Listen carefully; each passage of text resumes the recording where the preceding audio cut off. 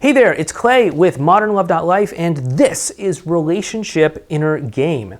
In this video, I want to share with you what the most important thing when it comes to getting back together with your ex really is. But before we get into that, I want to tell you 5 things that actually don't matter, even though a lot of people think that they matter. Okay, so the first thing is whether or not your ex is initiating contact with you. Now, this has very little to do with actually getting back together, because although it seems like it might play some sort of role, and it usually is something that a lot of women seem to worry about more so than men, but if you're really noticing a lot that like, oh, I'm doing all of the initiating with my ex, it's not really a good predictor, because it doesn't matter who is picking up the phone and sending the message or anything like that. What matters most is what the quality of the message is and what the interaction is between the two of you when there is an interaction, right? Like, for example, I have a wife, and we text and talk and do all that stuff too, but I don't really stop and think about whether I'm initiating with her or she's initiating with me. I have no idea who does most of the initiating. It could be completely one-sided for all I know. All I know is that we have a pretty good dynamic, right? So what I'd really encourage you to do is to drop any kind of scorekeeping, because I think we all know that keeping score is the kiss of death for relationships. One of many kisses of death, but it's definitely a kiss of death for relationships. And I would ask you to instead focus on having high quality interactions instead. Now, the second thing that most people seem to think matters a lot is whether or not their ex is moving on. And the truth is that it doesn't matter if your ex is moving on or not, because really what you want is for them to move on. You want your ex to move on from the heartache, from the devastation, from the pain, from the anguish, from all of the agony of the breakup. You want them to move on so that the two of you can have a decent, reasonable, strong emotional connection with one another. If your ex doesn't move on and if you don't move on, the two of you are just going to keep kind of repeating the same awful breakup cycle of, coming together, realizing it sucks, breaking up, coming together, realizing it still sucks, breaking up, coming together, realizing it still sucks, breaking up.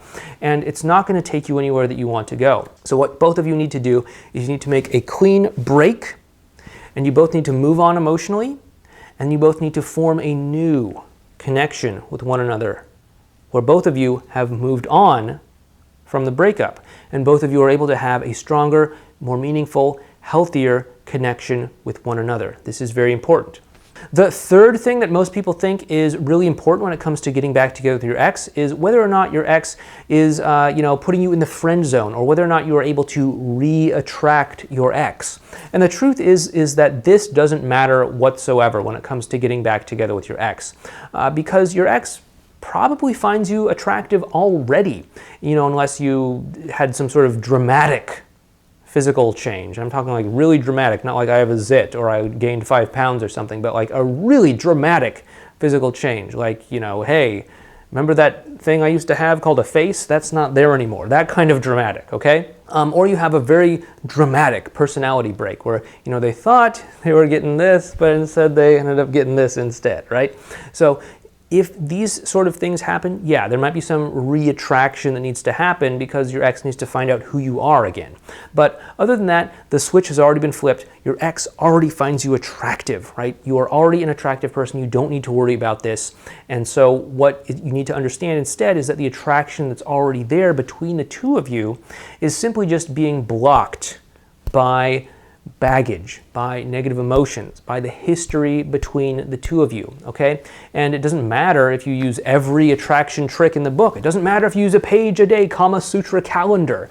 What is going to happen is all of that attraction is going to be blocked by the negative emotions, by the baggage, by the history, by everything that happened, by everything that didn't happen, by everything that happened before, during, and after the breakup. And it's not going to get through to your ex, and your ex is just going to say things like, I just don't feel attracted to you anymore. I love you, but I'm not in love with you. Stuff like that. And so what you have to do is you have to remove the negative emotions, and the attraction that's already there will flow its natural course and bring the two of you naturally together, which is what attraction does on its own anyway. So don't worry about attraction. Don't worry about the friend zone for the same reason. Your ex has not put you in the friend zone.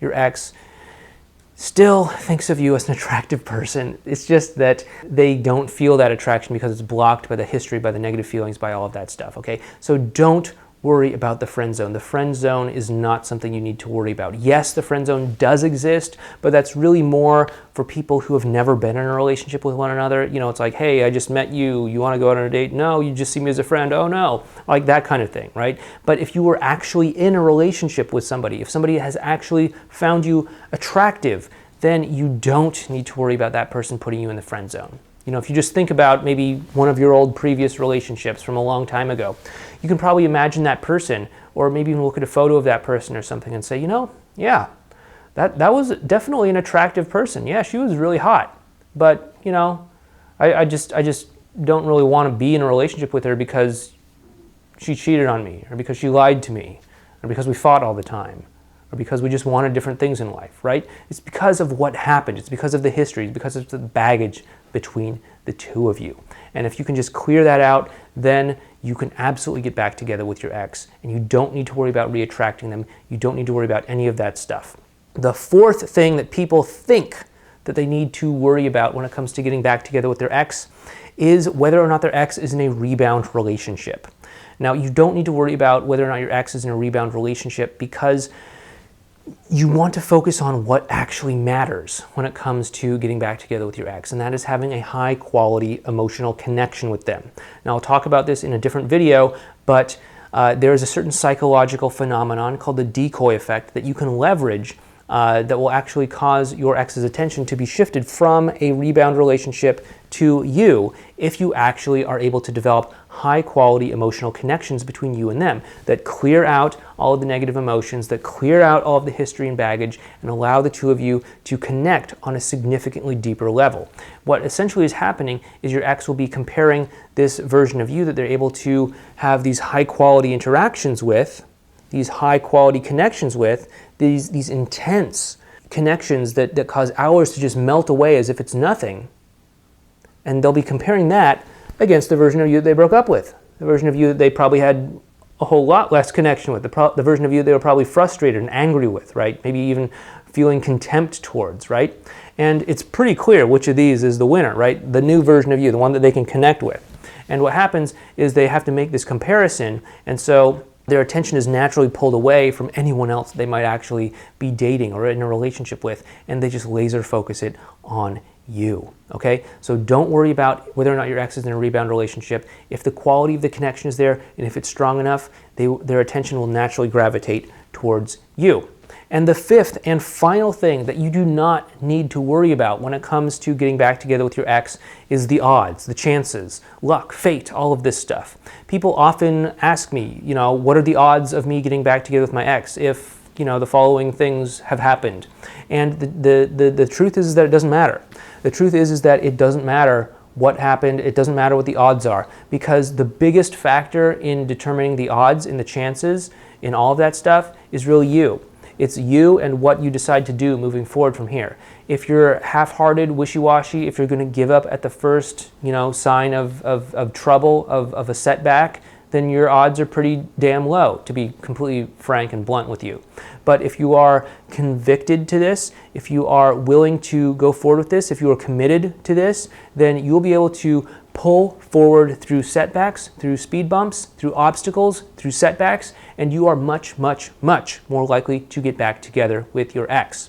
So in all of this, we have talked about 5 things that people really think are really kind of major events when it comes to getting back together with your ex that actually don't matter. And why I'm bringing all of this up is because there's really only one thing that really matters when it comes to getting back together with your ex, and that is the quality of the emotional connection between the two of you. You can ignore all of this stuff. You can ignore the texting, who's initiating. You can ignore rebound relationships. You can ignore the friend zone and reattraction. You can ignore the chances and the odds. And you can still get back together with your ex if you are able to create a high quality emotional connection with them. If you are able to bond with them on a deep emotional level, if you are able to have these substantially meaningful and significant conversations where you could be in like the loudest bar or club in town, and the two of you are just so connected, so in your own world, so in your own bubble, that it actually feels like you're in a bubble. You know, everything else just kind of seems to fade away, and it's just like the two of you are the only people in the room, even though there could be like hundreds of other people in the bar or club or whatever. I've literally had this experience. And this can be yours. And you can have this kind of deep, meaningful, emotional connection with your ex. But you have to learn how to do it, okay? Most people have to learn how to do it. It's not just automatic nature for them. So here's what I'd like you to do. If you're watching this video over on our website, modernlove.life, just go down below and click on a link below this video, and that'll take you over to a page that'll tell you more about how you can go ahead and develop deep, meaningful connections between you and your ex. If you're watching this video over on YouTube, go ahead and click a link down below this video again in the description box that will take you over to our website, relationshipinnergame.com. And over on relationshipinnergame.com, you can go ahead and fill out a quick little questionnaire that basically tells us a little bit about kind of where you're at, what's going on between you and your ex, what kind of outcome you want, and all of that stuff. It should only take about 30 seconds or so, no big deal. And then once that's done, you'll get some information from me that'll just tell you kind of based off of what you've told me, what you can do to make some meaningful connections with your ex and get yourself set up to get back together with them, okay? And again, wherever you are, all of the good stuff is down below this video. So go ahead and start clicking down there. But if you are watching this on YouTube and you did like this video, please go ahead and give us a like. Go ahead and subscribe to this channel, Relationship Inner Game, so that you can get updates from us whenever we upload new videos. And you can also leave a comment down below. That'd be greatly appreciated. Just tell me what sorts of videos you would like to see me make moving forward, okay? Anyway, this has been Clay with modernlove.life, and this has been Relationship Inner Game. I'll talk to you in our next video. Please take care.